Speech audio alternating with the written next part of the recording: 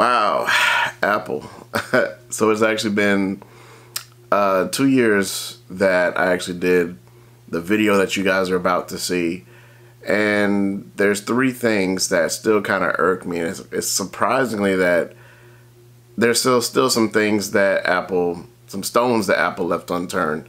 So back in this video, I had an iPhone 10. Now I've got an iPhone 11. And I'm just thinking like, hey, they still haven't addressed some of these issues. So incoming, there is a mini rant video. So stay tuned. You're now rocking with Rakama. Let's go.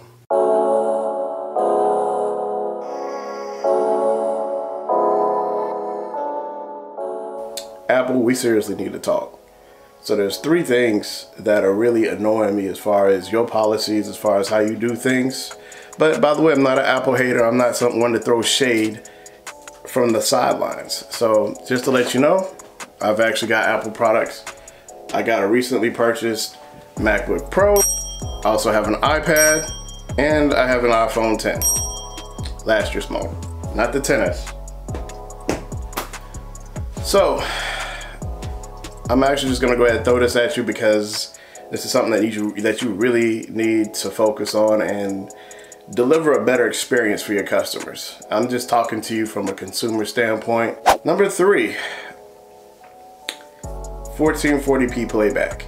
You're topping out your phones at 1080p playback, and I understand there's a conflict there with Google because Google doesn't want to support H.265 format, you know, and honestly, I'm just a consumer on the end. I want to see 1440p because you've got screens that are capable of putting out higher resolution video quality, and you're paying for it. We're all, as consumers, we're all paying for that. We're invested into it, but you refuse to go ahead and allow us to do it because of some agreement. But that's not our fault. That's your fault, Apple. So you need to get that together. So number 2, and this one is something that it kind of baffles me a little bit. You decided not to use USB Type-C in your newest iPhones. You're still using the lightning adapter, the lightning plug, cord, whatever you want to call it. And I understand the reason why.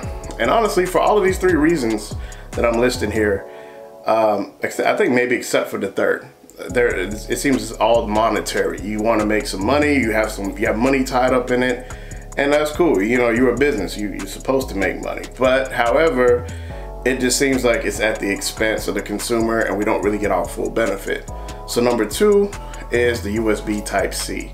You're still using the lightning cords. And I understand any third-party vendor that makes a cord, they have to go through you, and you guys get a cut of their profits every USB cord that comes out.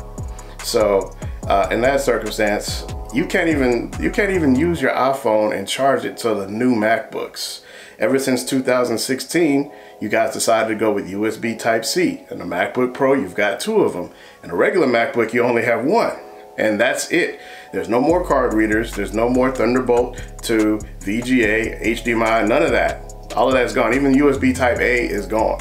So therefore, you're at a disadvantage for your customers are at a disadvantage because they can't even use their MacBooks to charge their cell phones. So get it together. USB Type-C has been around for a couple years now, and it's not anything new. So if you decided to take your MacBooks in that direction, why not take your phones? So get it together. That's number 2. Number 1, wow, is the pack-ins. The pack-ins, you keep skimming off the pack-ins year by year. So since you already decided to make that decision to remove the headphone jack a couple years ago, well actually last year you decided to remove the headphone jack. Actually no, a couple years ago, iPhone 7, you decided to remove the headphone jack. Then it just seems like you're on a steady decline of removing stuff from one thing to another. Now the pack-ins gotta suffer. So you took the dongle out that you put in last year and the year before. And this year you also refused to pack in a turbocharger. You claimed the customers prefer the smaller chargers, but that charger takes, according to Verge, little bit over 3 hours to charge your phone. And when your competitors, so-called Android enthusiasts, have been charging their phones in way less time, it doesn't make any sense to me. You guys need to definitely get it together.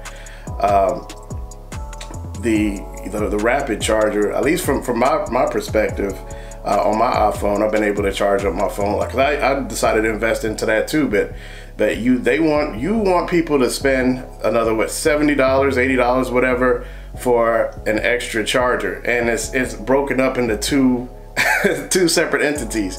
You got to pay, like, I think $40 for the brick, for the little charging port, the charging brick, and then also you got to buy the USB-C to lightning cord that goes to the phone.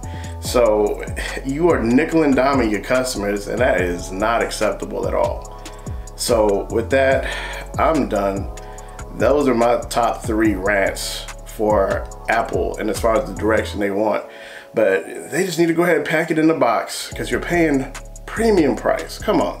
Your high-end Apple phone, your iPhone XS Max is at $1,400 this year, and you can't give them a turbocharger? Get out of here, Apple. Y'all need to get that together. So with that, I'm done with my rant. So you guys take care.